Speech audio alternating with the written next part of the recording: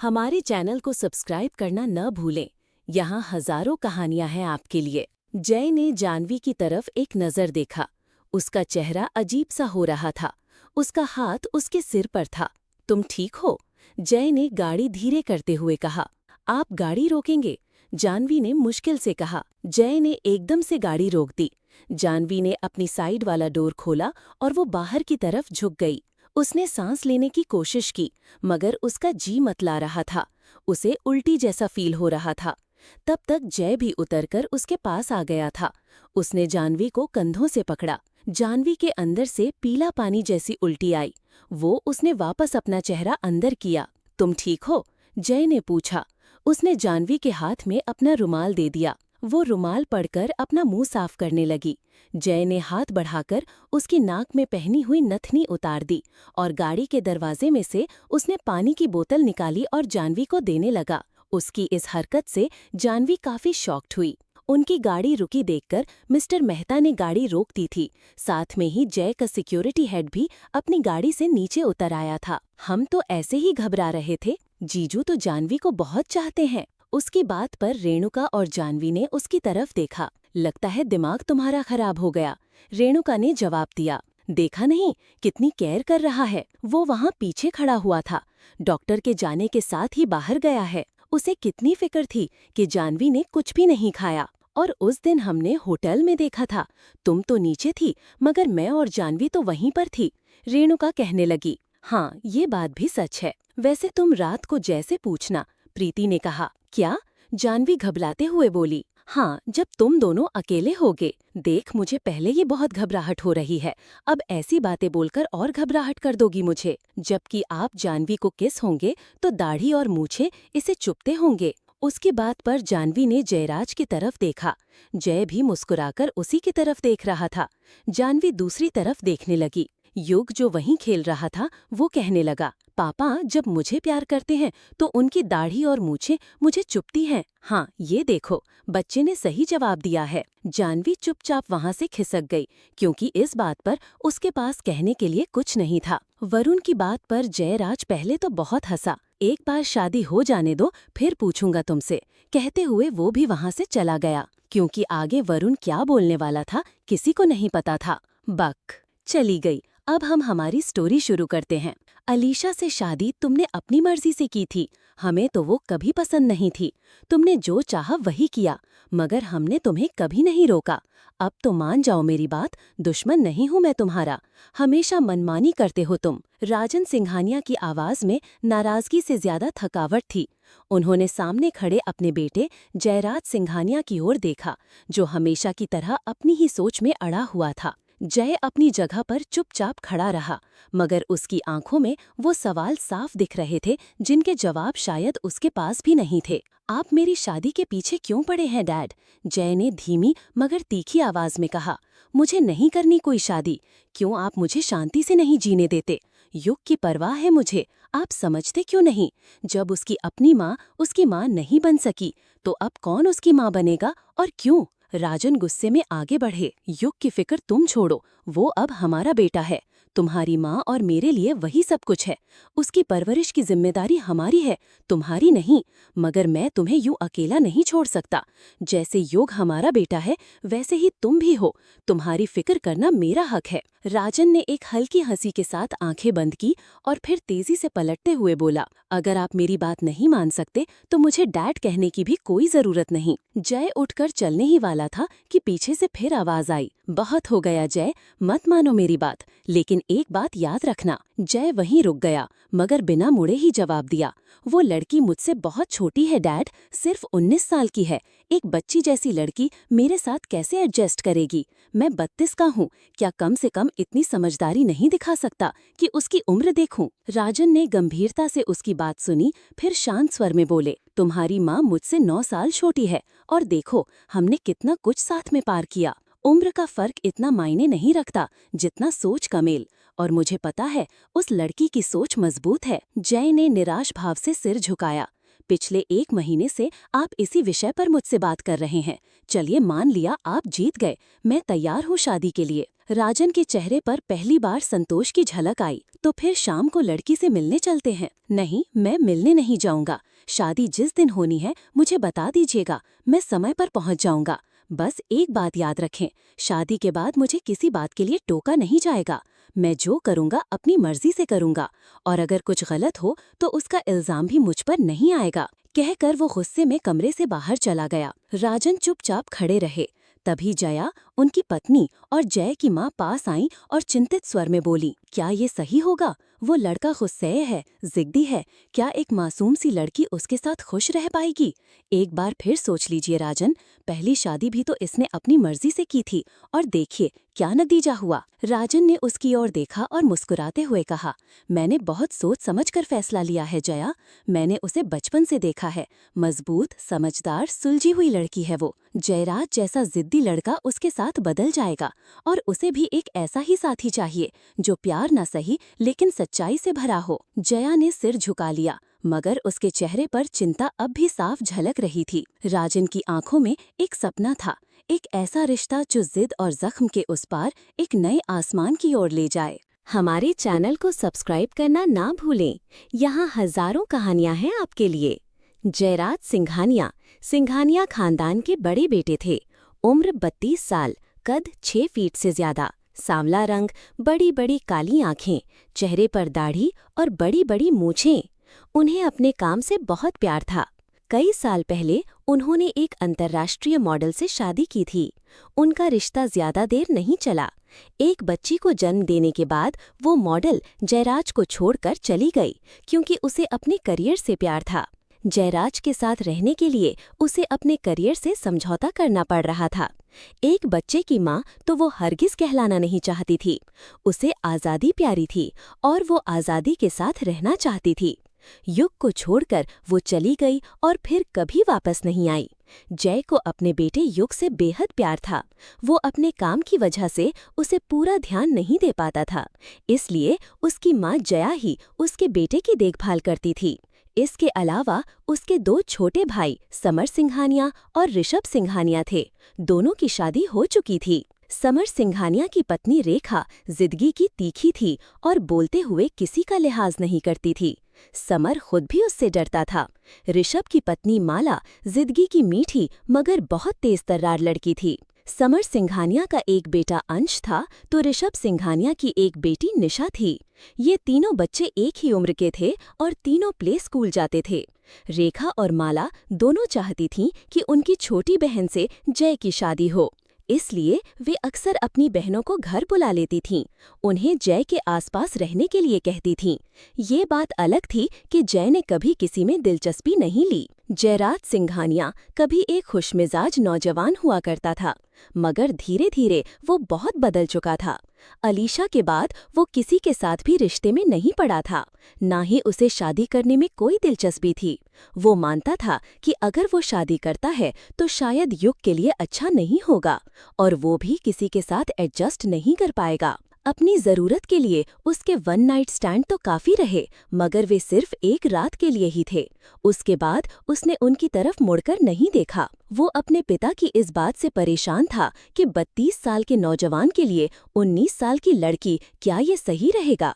वो शादी किसी भी हालत में नहीं करना चाहता था, मगर उसे अपने पिता के आगे झुकना पड़ा। वैसे आपको एक बार और सोच लेना चाहिए, जया ने अपने पति राजन से कहा। मैंने बहुत सोच समझकर फैसला किया है। तुम जानवी को जानती हो, मुझे वो लड़की पसंद है। मैं जानवी को जानती हूँ, इसीलिए कह रही हूँ। जानवी एक हवा का झोंका है, एक खुशमिजाज लड़की, इतने दुखों में भी खुश रहती है।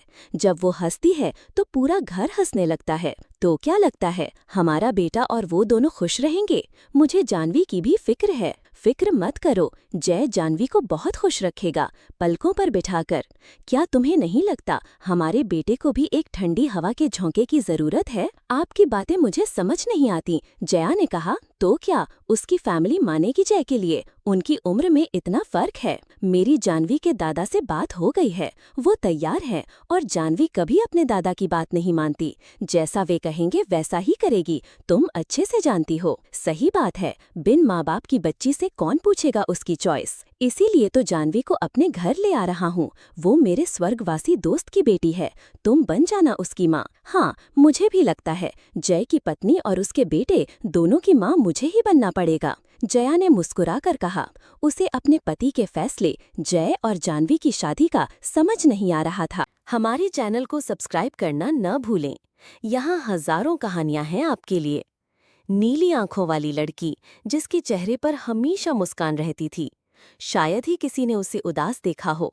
हंसती खेलती मुस्कुराती वो लड़की जो एक हवा का झोंका थी, जिसके पास से गुजर जाए उसे गुदगुदा दे। हमेशा खुश रहती थी। किसी ने उसे कोई बात सुनाई भी तो उसने कभी मोड़कर जवाब नहीं दिया। मगर उसकी जिंदगी में बहुत बड़ा दर्द था। उसके बचपन में ही उसके पिता ने आत्महत्या कर ली थी।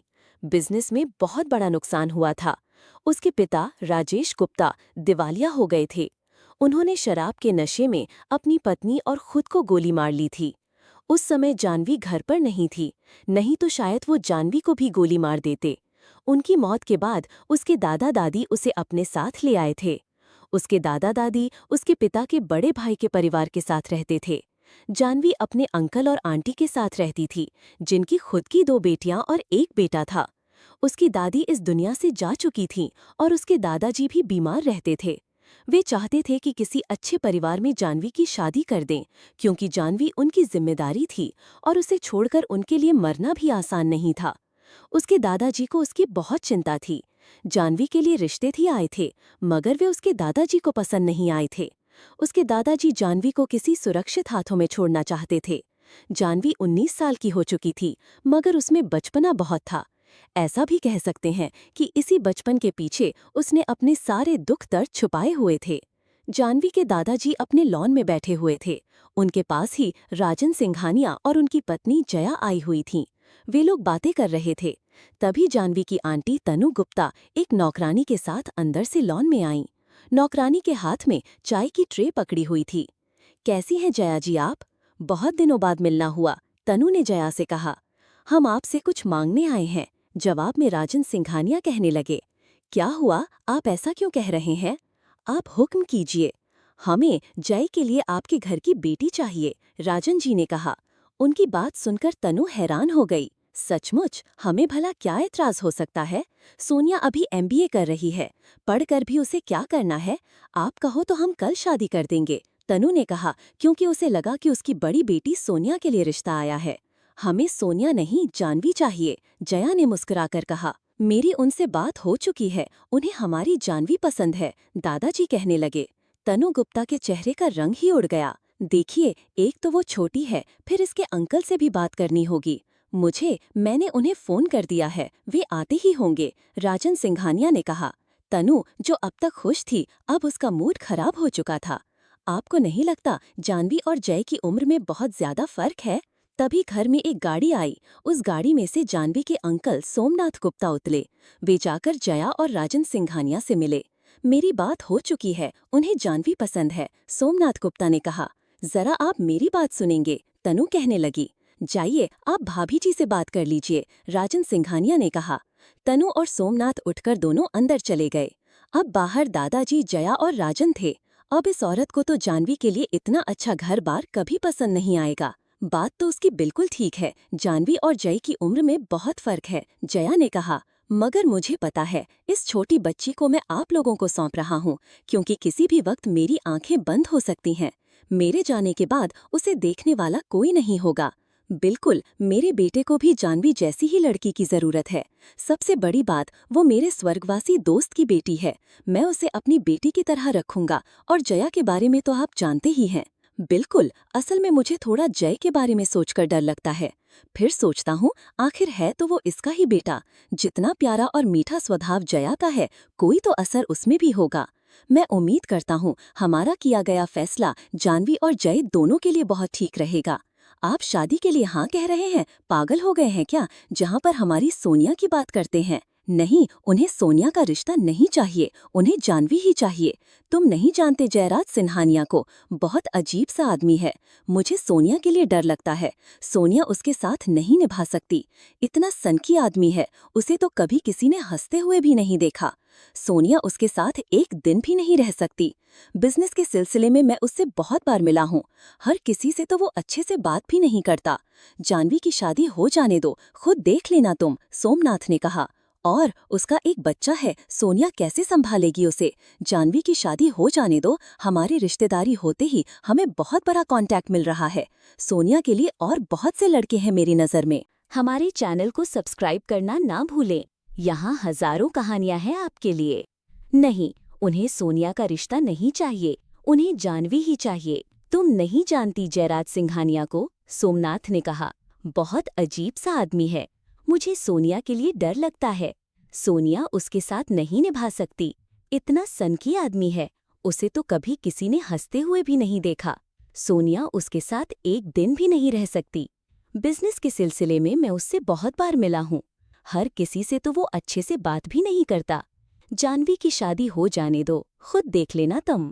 और उसका एक बच्चा है, सोनिया कैसे संभालेगी उसे? जानवी की शादी हो जाने दो, हमारे रिश्तेदारी होते ही हमें बहुत बड़ा कांटेक्ट मिल रहा है।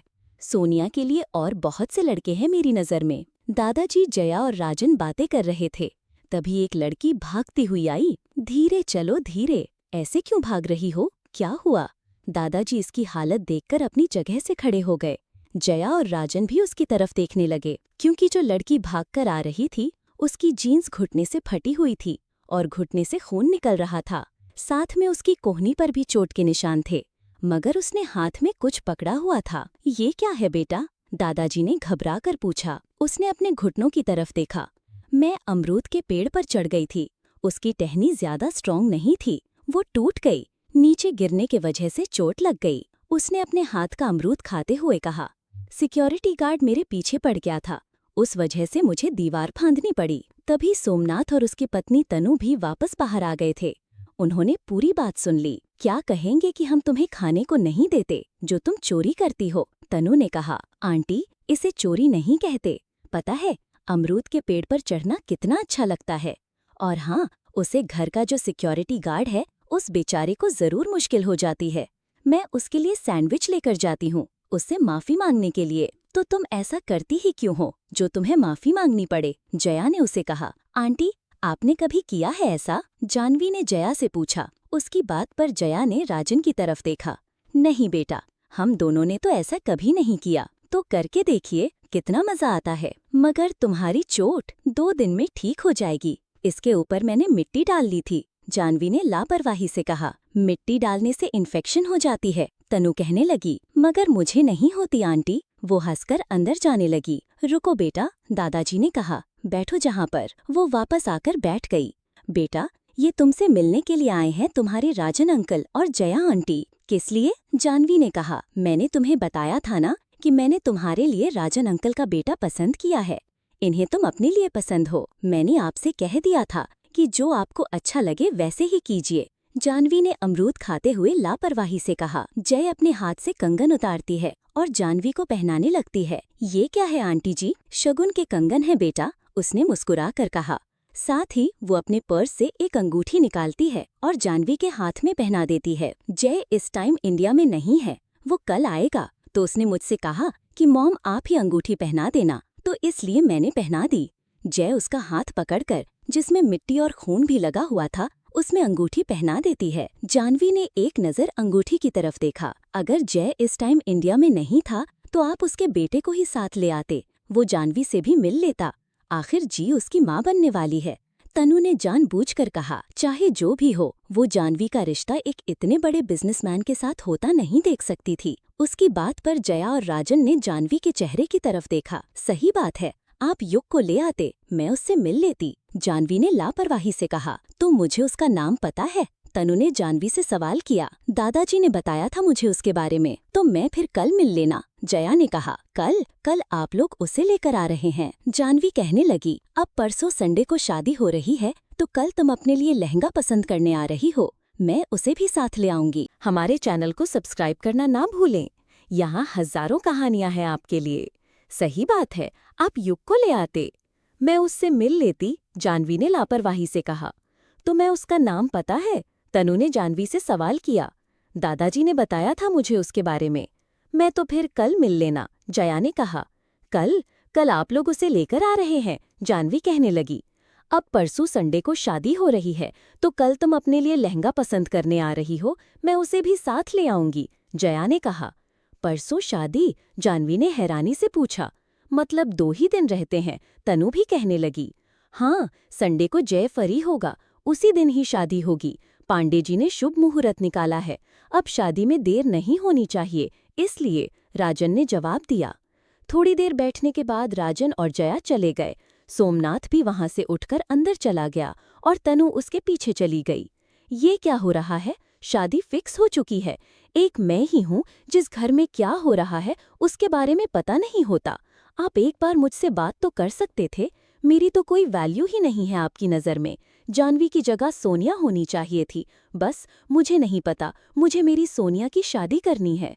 क्यों पागल बन रही हो? जयराज सिंघानिया कोई लड़का नहीं है, वो 32 साल का आदमी है, एक बेटे का बाप। वो कैसा आदमी है तुम सोच भी नहीं सकती। मैं तुम्हें बता चुका हूँ उसके बारे में। हमारी बेटी के लिए वो किसी भी तरह से सही नहीं था। अब दादाजी को वो जानवी के पसंद है और उन्हें राजन और जयंत दोनों दोस्त थे। वो जानवी की शादी अपने बेटे से इसलिए कर रहे हैं। वो जानते हैं जानवी के आगे पीछे कोई नहीं, तो उसे वहाँ रहना ही पड़ेगा। उसके माँ बाप बहुत चालाक हैं, उन्होंने जानबूझकर जानवी को चुना है और कोई रास्ता नहीं होगा जानवी के पास, वरना जय के लिए तो कोई लड़कियों की थोड़ी कमी थी। सोमनाथ तनु को समझा रहा था। अब दादी और जानवी अकेले थे। दादाजी ने उसका हाथ पकड़ा। तुम अपने दादाजी पर यकीन करो बेटा, मैं कोई ऐसा फैसला नहीं करूंगा जो मेरी बेटी के दुख का कारण बने। तुम मुझे अपने दोनों बेटों से ज्यादा अजीज हो, मैं तुम्हें दुख नहीं दे सकता। मानता हूँ अभी तुम्हारी शादी की उम्र नहीं है, तुम्हें अभी पढ़ना है, मगर मेरे पास टाइम नहीं है अभी। तुम अपने घर चली जाओ, मेरे लिए इस दुनिया से जाना आसान हो जाएगा। अगर मुझे कुछ हो गया तो मुझे किसी पर यकीन नहीं। पता है मुझे, आप मेरे लिए कोई फैसला गलत कर ही नहीं सकते। आप ऐसा क्यों कह रहे हैं? उसने कहा। और ऐसी बातें मत कीजिए, वरना मैं गुस्सा हो जाऊंगी। नहीं बेटा, तुमने मुझे वापस कोई सवाल नहीं किया। मैंने ऐसा क्यों किया? तुमसे उम्र में बड़े एक बच्चे के बाप के साथ तुम्हारी शादी कर रहा हूँ, मगर मैं तुझे सेफ हाथों में सौंप रहा हूँ। जय बहुत अच्छा इंसान है, फूलों की तरह रखेगा वो तुम्हें। मुझे आप पर पूरा यकीन है, मुझे ज़रूरत ही नहीं है। आज मुझे मेरी सहेलियों से मिलना है। एग्ज़ाम के बाद कॉलेज स्टार्ट होने वाले हैं। उन लोगों ने मुझे कैफ़े में बुलाया है, मैं चली जाऊँ? जानवी ने कहा। जाओ, चली जाओ। हाँ, मगर पहले कपड़े बदल लो। उन्होंने जानवी की तरफ देखा। वो जानवी की तरफ देखकर मुस्कुरा रहे थे। बिल्कुल, अब ऐसे थोड़ी जाऊंगी मैं। वो वहां से उठकर अंदर गई। थोड़ी ही देर बाद कपड़े बदलकर बाहर आई।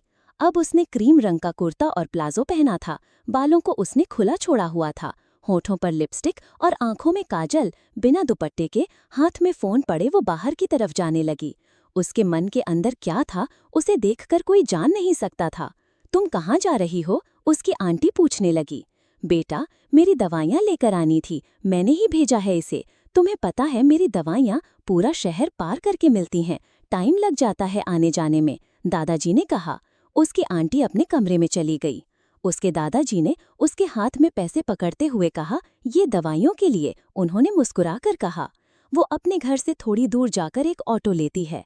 ऑटो लेकर वो कैफे पहुंचती है। वहां पर उसकी 2 सहेलियां पहले से बैठी हुई थीं। तुम लेट हो, उन्होंने कहा। मैं आ तो पहले जाती, मगर मेरी सगाई होने लगी तो मुझे टाइम लग गया, उसने लापरवाही से कहा। उसकी दोनों सहेलियों प्रीति और रेणुका को लगा कि उन्होंने गलत सुना। क्या कह रही हो तुम? तुम्हारी सगाई? ये देखो, वो अपने हाथ की रिंग और कड़े दिखाती है। इतना बड़ा डायमंड? रेणुका ने कहा। आजकल सगाई में सभी डायमंड की रिंग पहनाते हैं, इसमें क्या है? जानवी ने लापरवाही से कहा। तुम नहीं जानती, हमारा ज्वेलरी का कारोबार है। इसकी कीमत कितनी है कि तुम सोच भी नहीं सकती। अभी न्यू कलेक्शन लॉन्च हुआ है एक टॉप ज्वेलरी ब्रांड का। हमारे यहाँ भी इसकी कॉपी बन रही है। अगर कॉपी की कीमत इतनी है तो ओरिजिनल की कितनी होगी? रेणुका कहने लगी। तुम्हारे कड़े भी बहुत खूबसूरत हैं। हमारे जीजू कौन है? किसके साथ सगाई की तुमने? वो आपस में बातें कर रही हैं। तभी उस कैफे में एक आदमी जिसके चेहरे पर मास्क है और आंखों में गॉगल्स लगे हुए हैं।